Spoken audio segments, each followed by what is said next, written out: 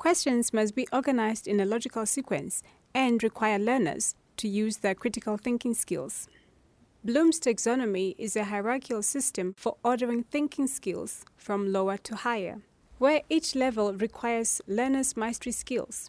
Bloom's taxonomy is a very helpful tool in defining the types of thinking skills that educators expect from learners.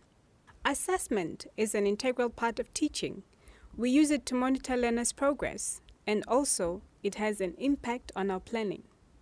We set tests, worksheets, and exam papers for our learners. Learn more about Bloom's taxonomy in Appendix 1 on page 50. The Eclipse Crossword Puzzle Maker is a free crossword generating software. It is a user-friendly piece of software. You will now use it to create a crossword puzzle. Are you looking forward to create your own puzzle? Have you ever tried to set up a multiple choice question in Excel? Drop-down lists in Excel are very helpful if you want to make sure that your learners select an item from the list instead of typing their own values.